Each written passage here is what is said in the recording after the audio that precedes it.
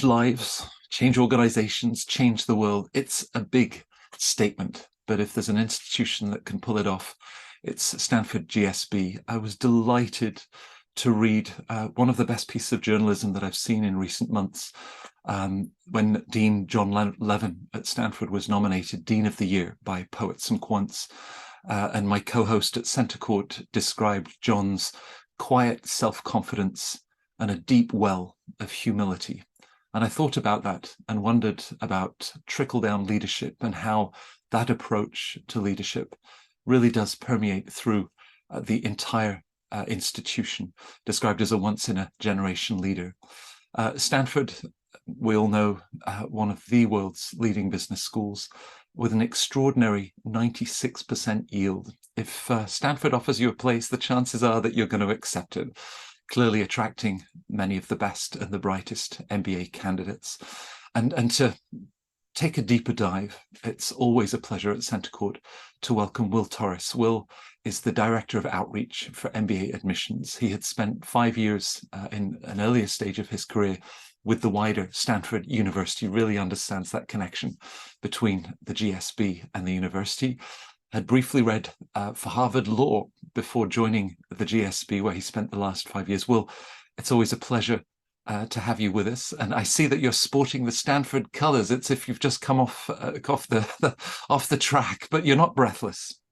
Not breathless. I'm a big Stanford sports fan. We got water polo coming up this weekend and a whole bunch of other events. So, gotta show some pride for my school. And you've just had Admit Weekend for round one, and we're saying before we started recording just what a wonderful moment is to then actually meet in the flesh all of these wonderful candidates from around the country, around the world, that will be joining you in the fall this year. Yeah, it's one of the most amazing times of the year. Like, I love reading applications. It's my favorite part of the job, but being able to connect stories and hopes and aspirations to people and then interests with each other at Admit Weekend, it's a lot of fun.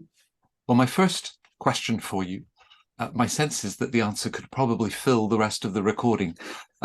You've been at the GSB now for over 5 years. What makes it such a special place for you? Yeah, this is probably going to be a recurring theme from people you talk to, especially if you're like engaging with students, faculty. Like, the people are amazing. And so to kind of frame it, having been in higher education for over a decade, 5 years at the GSB, just interacting and talking to folks, students, staff, faculty, it's inspired me to go back to school again. Not that I needed to, but just how amazing and exciting they made learning seem, and that I can learn how to be a better leader. Just learning and absorbing kind of vicariously was enough to inspire me to go back. So I think that says a little bit about the type of energy, thought process, and the excitement at the GSB, both learning, experience, and just like growing. It's been incredible. You've got some great role models. I mentioned the Dean, John Levin, and of course, Kirsten Moss. Your early stage was focused on diversity, although I'm sure that's a recurrent theme, and it really is a cornerstone of the Stanford MBA. How is that reflected in the most recent incoming class? Yeah, it's funny that you mentioned Dean Levin. He's actually one of the folks who said something that still sticks with me today. And this was maybe my second week on the job. There was a town hall and we were talking about diversity. And he was framing it as education fundamentally being about diversity, engaging with differences in worldviews, concepts, lived experiences, and how that can help you broaden the way you see the world. And the way that he just anchored that in the whole mission and purpose of an educational institution kind of just really set the wheels going for how I think about it. And two things and themes that I think resonate really well at Stanford. So diversity broadly defined. So beyond just race, ethnicity, maybe political leanings, schools that you went to, industries, or hopes and dreams even. All of those add different dimensions. And then even diversity within diversity. And I think that's one that at a place like Stanford, where folks really get to know each other and talk about their hopes, dreams, where they came from, you start to see the different points in people's lives, identities, and lived experiences that shape who they are and give so much nuance and breadth and dimension within any given category that you might select. So I think those are two that really start to emerge. And I hear it in the things that students are talking about, the initiatives that they're advocating for and championing to administration, and just how they talk about their interest in supporting each other. I think in understanding that power, potential, and opportunity is so broad, there's just kind of like magical door that opens for folks where I don't know, that the light at the end of the tunnel just seems that much brighter. Perhaps we mentioned the Admit Weekend with 420, 430 individuals. It really is 430 very distinct, unique stories in so many ways. We'll touch on that perhaps a little later in this session together as we look at admissions and as you craft that diversity each year. The staff, the students, fondly describe the GSB as the farm, which implies something very nurturing already. But we always think of it as being a very supportive and collaborative community. Now, how does that impact on the personal and professional growth that each student experiences, and perhaps even the risks they're then prepared to take? Yeah, actually, we won't see the full kind of 420, 430 until the fall. We just did round one, so we have a little over 200 folks, and then we'll have round two and round three. So that I get to do this all again. So I'm super excited about that. And the way that they come together, I think that collaboration is really important, especially at a place like Stanford. The leadership development curriculum, it's designed around the question, why should someone follow you? And to be able to engage with that question in a meaningful way, it requires vulnerability. And you can't have vulnerability unless there's trust and this understanding that you're all working towards some shared goal. And I think that's where that collaborative spirit and energy comes from. You know that you're working on things. Everybody's in this living laboratory together. And so you'll see things, whether it's working together on problem sets, supporting each other, especially maybe you're someone who is looking to do consulting for the first time, working with classmates to prep for the interview, maybe for even the same position and same internship, and everybody's working together on that.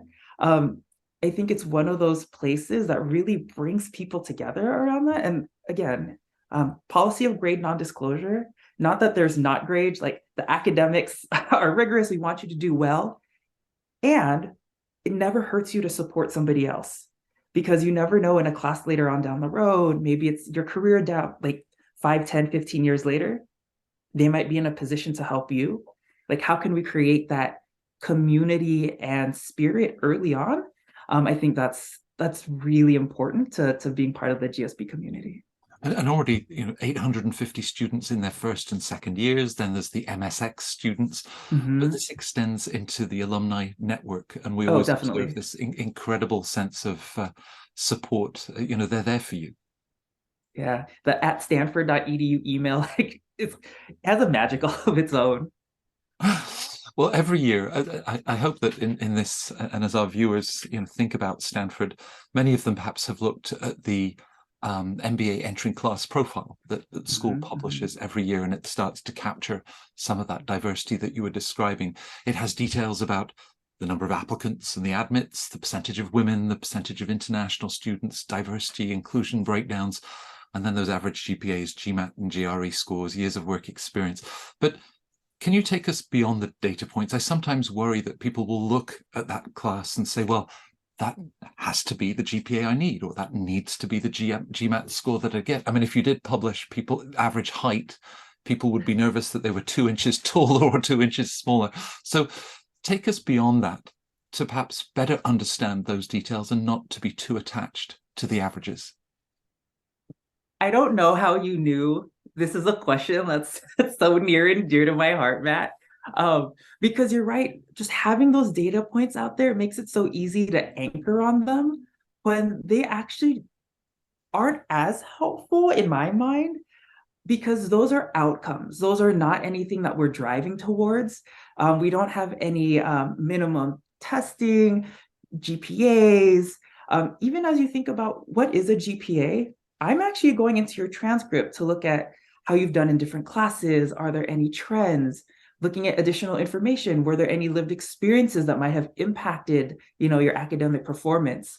that's kind of the beauty of the holistic review process. I'm able to take a look at everything that you submit to really contextualize and understand where you're coming from and how have you performed in those spaces. So I think that's kind of one step back that we're able to do. And I think we can have a lot more conversation. I think this is something admission offices can do a lot better too.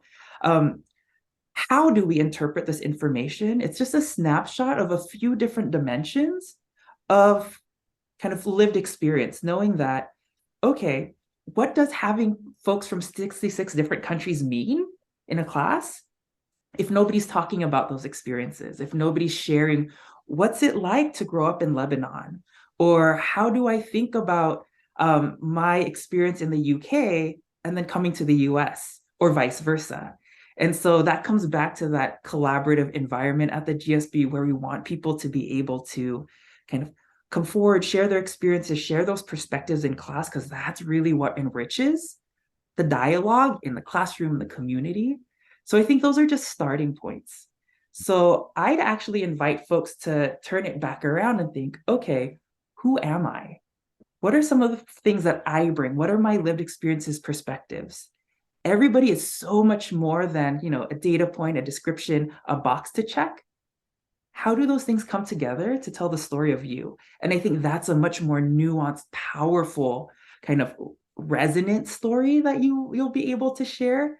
And how does that inform what you want to do next? And I think that's something that you can be really proud of and take that energy forward. Right. I started with the mission statement: change lives, change organizations, change the world. And perhaps how that might also be interpreted, saying, I need to be able to tell Will and his team that, I've changed the world, or somehow come up with some remarkable medicine that's saved 400,000 lives. But it's not that. Again, you really want to find out. And that impact, it could be one person, right, whose life Exactly. is positively impacted. Exactly. So coming back to my analogy from earlier, it's all the people I've interacted with, maybe like they've changed my life. And like that's the interaction of one, but as a recipient, that inspiration to go back to school, to learn, to grow, it's opening up like these whole new worlds for me. So even the things that you think as an individual might seem like your everyday, you'd be surprised at how often those can be really significant for others. So, and that's amazing. Sometimes the most amazing things are your everyday. It might sound weird saying it in this platform and this space, but at some point you got to shut off the forums, you got to shut off the news, kind of take everything with a grain of salt, use the pieces of advice that work for you, and then really kind of take that moment to sit in your skin, your experience, your story, and take that and run. Right, and let the real you emerge, and not what you think that Will and the team want to hear. Well, I have no preferences. I have no preconceptions of who you are, who you should be, what you could be. I just really want to get to know you.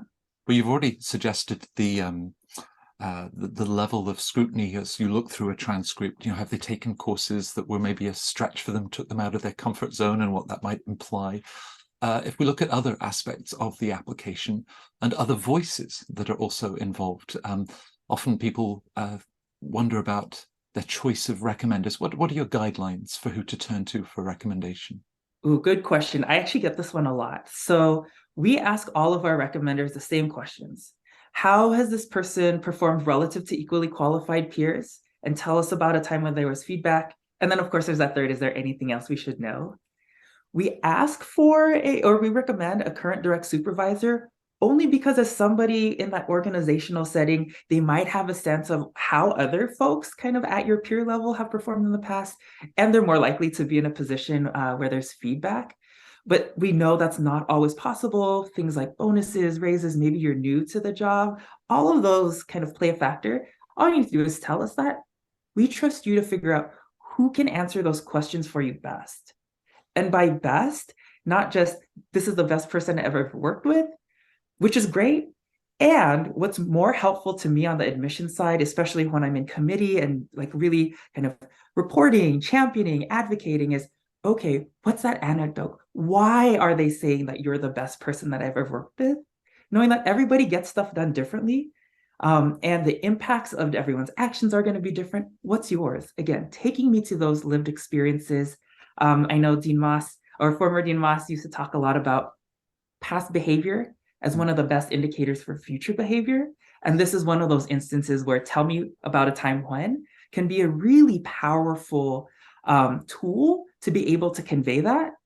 And as someone going through the process, you can even talk to your recommenders about that. Like, feel free to share anecdotes for the things that you're talking about, how like back it up with experiences, stories, and that's helpful to admissions. And I think that's an easy way to nudge, guide, and like upwardly manage how people might be sharing stories about you. Because I know sometimes for the recommender, they're nervous too because they want to champion you, and sometimes they don't always know how. So that could be a really easy kind of step forward.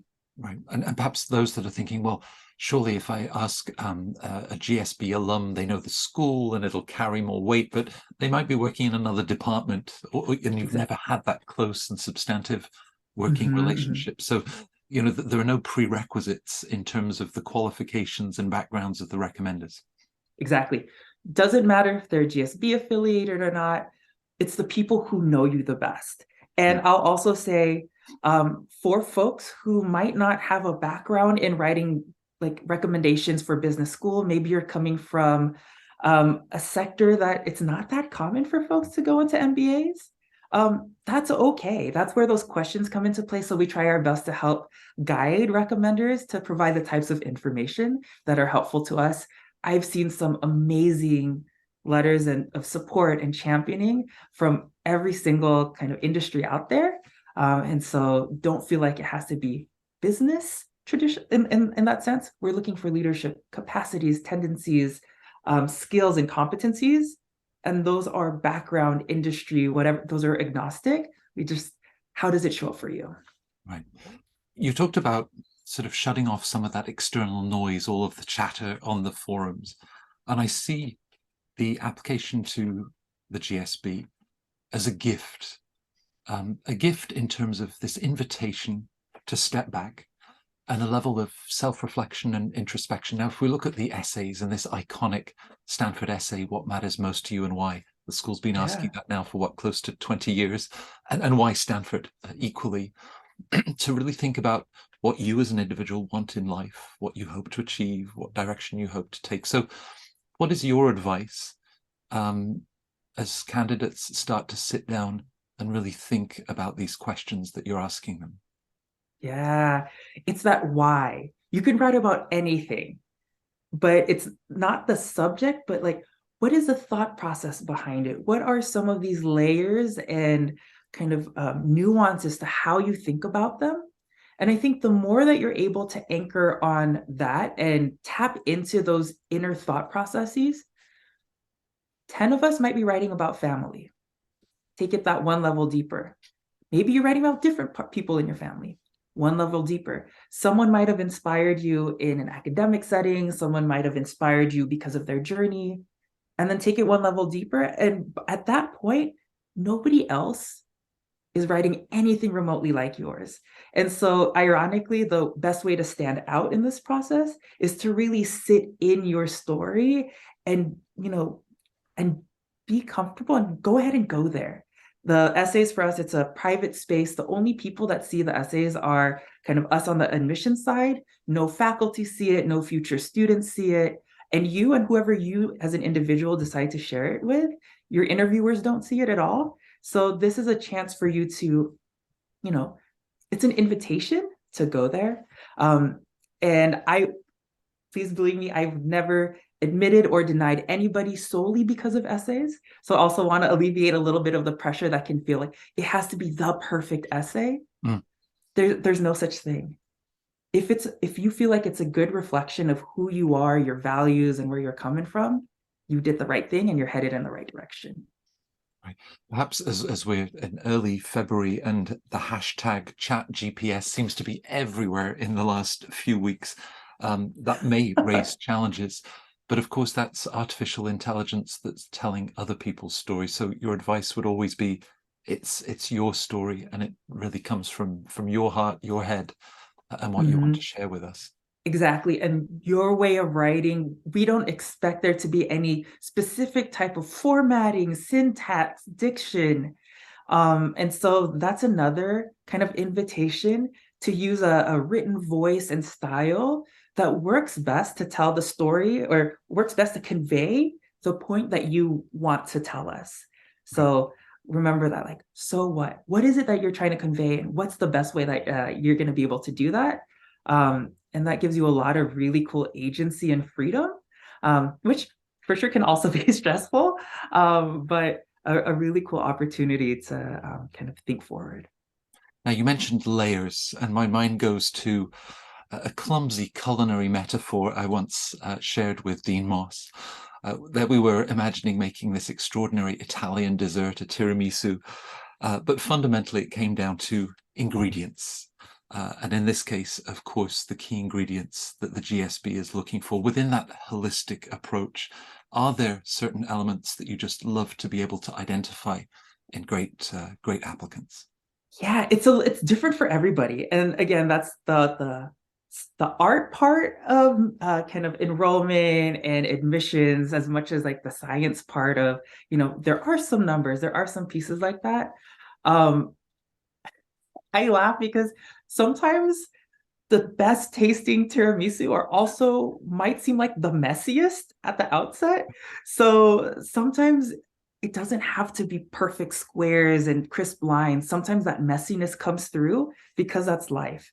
And so rather than putting together the perfect recipe, tinker around with it, play around with it until it's something that you enjoy and you feel like you're going to be proud of at the end. Because whether it's something that will win you an award on Top Chef or put you on, one of those Instagram fail kind of accounts or whatever, as long as you're happy with it and you feel like it does a good job representing you, that is the perfect tiramisu for you to serve in that situation. Kirsten will be proud of you because you've taken that metaphor, introduced a messiness, but there's still the fundamentals are there. That's great to hear.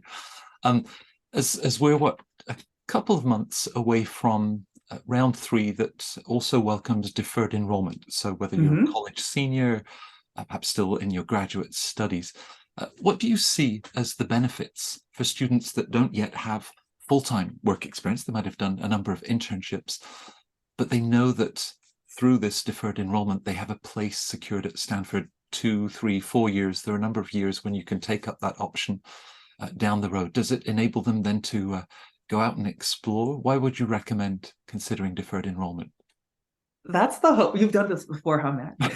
I mean, that's the hope. I know for some folks who have business school planned, down the road, there's a stereotype that you have to take a certain path to get into business school, whether that's career, industry, what have you. But knowing that there is a guaranteed spot for you 2 to 4 years down the road, having some more of that ability to explore, try new things, really tap into the stuff that you are interested in, if you're able to. I know everybody has a different kind of live situation where sometimes you do need to go certain paths for different reasons, and that's totally okay. But knowing that there's something there, I know has definitely empowered people in the past to take those risks, whether it is industry or maybe it's a passion project that you really had that there's not a set outcome to it. Okay, let me try it. And then let's unpack that later in business school. What went right? What didn't? So a lot of different ways for you to use it. And we hope that you use it in a way that feels right for you. We want to give you that freedom. With every incoming class, you no doubt hear, I just didn't know if business school was in my path. And as we think about a senior in college, or even very, very early stage, just unsure whether the MBA will feature in their future plans. So what is your advice? You're the outreach director and must confront this a lot. Business school, is it for me? How do you like to encourage people to think around that? Yeah, actually, the first question I'll ask anybody who kind of gives me that question, I'll turn it back and it's like, if you can wake up tomorrow and do anything, you don't have to worry about salary, you don't have to worry about geography, expectations, what would it be? It doesn't have to be a specific job, but are there projects? Are there roles? Is there an impact you want to have? What are some of these goals, whether tangible or intangible, that you have in the long term? Okay, then let's take a design approach to it and let's work backwards. What do you need to get to that phase? Is it kind of some of that worldview? Is it a new industry or something that you're trying to break into? Maybe it's that leadership development, knowing that, especially as we're going into this new phase in society where business is not a silo, but you're at that intersection of business, governance, society, um, and having to navigate and toggle across all these different expectations as a leader. How do you do that in a way that feels authentic to who you are? All really wonderful reasons to consider business school. Right. And so, yeah, think beyond and then work backwards, have some conversations with people. And in that process, the excitement, you'll start to get a feel for, oh yeah, this is something that I think could be right for me. And perhaps reassurance for those considering deferred enrollment and applications in the weeks, months ahead. If you're not admitted through that process, you can apply years later without any downside of having previously applied. Exactly. Yes. I am not comparing you to the past, knowing that even for reapplicants 1 year later, your life could be completely different. And so really wanting to honor you in the here and now, I think that's something that I really appreciate about the process. With over 5 years at the GSB, Will, you've admitted candidates, 2018, and here they are graduating from the school. If I was to talk to them, or any recent graduate, and perhaps ask them, what had been so memorable? What had been hallmarks of your GSB experience? Again, we could take up the whole session with answers, but what might be some of the things that they share? Yeah, so this is funny because I was actually having this conversation with a couple people. The one never fail, it'll always come up, the people, and I kind of let the cat out of the bag with my response at the beginning. But it's the people you meet and just being able to interact. And 420 or so, 840, 60, whatever that number is, kind of at school at the time you are, that's a big number of people. And so but it still allows for that type of intimacy where you get to know each other, or at least 10 years down the line, send that email, probably gonna respond. There's actually a couple of folks that I know of who weren't really close when they were at the GSB. 10 years later, reconnected, and down the line ended up getting married. So, that community spans a lot of different dimensions there. But it's those people, the interactions, and the types of relationships from things like talk where folks talk about their lives. So the people are always a lasting impact there, that help elevate the experience. And for MBA ones in particular, if you ask them at the end of their winter quarter, their aha or surprises, yeah, the classrooms were way more rigorous than people out in the world and rumor mill has it play out to be. Business school is hard. It's that school part of graduate school of business. It's easy to look at the afterglow and how the people and the way that they push you in the classroom to learn and grow. I think that's kind of one of those, oh yeah, this is part of the experience as well, that especially in your first year, kind of setting those expectations and getting there can be one of those kind of, things that people refer back to right at the beginning. A class often referred to as touchy-feely has, I think, global recognition. But any other classes or moments, aha moments that you think perhaps don't get the attention that they deserve? Oh yeah, and it's there are a couple modeling classes that are really cool, that puts you through the paces. That Professor DeMarzo, people have said it's one of the hardest classes because every week you have a new problem set, things that you're working on. But at the end, they were that was A, the most time I've ever spent in a class, but B, also the most I've taken away. And I feel so I've been using these things year after year. Managing growing enterprises is another one. Acting with power, winning writing. So there's a whole host of classes. And depending on what the learning goals, what that pedagogical kind of structure and kind of purpose of it is, they're going to be taught in different ways. Case study is definitely going to be there. Experiential, role play. You never know what it's like to have to let somebody go until you have to do it, right? There's only so much from a case that you can learn about that. So depending on what that lesson is, how can we provide that breadth and richness of learning Also knowing that people have different like preferred learning modalities, let's bring that all into the fold to make sure that you're getting the education and growth to prepare you for whatever the future holds. Right. And all of our viewers, I encourage you to spend time, not just on the GSB website, the Stanford Insights section that now has these wonderful bite-size masterclasses. And it's like 5 minutes on effective communication. I mean, the list continues to grow, and a great way to find out more. But if our viewers would like to find out more about the Stanford MBA, what are some of the best ways, Will, for them to connect with the school? Yeah, so we host events year-round. If you jump on our MBA Admissions webpage, there's an events calendar. This summer, we're working on our kind of travel schedule, so we will be back on the road. We're also going to be working on an application week. So we rolled that out 2 years ago, took a little bit of a different format last year.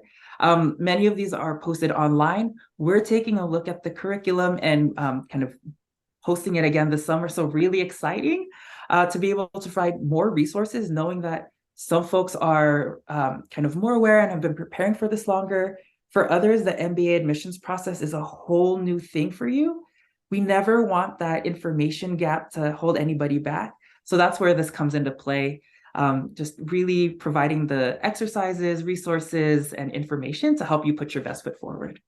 Well, as always, and with that research, I think the closer you get to the school, the more exciting it becomes. And I think every time I get to share these events with you, I come away just excited, thinking, oh, well, if I was 26 years old all over again. But I'll be rooting for the water polo team this weekend.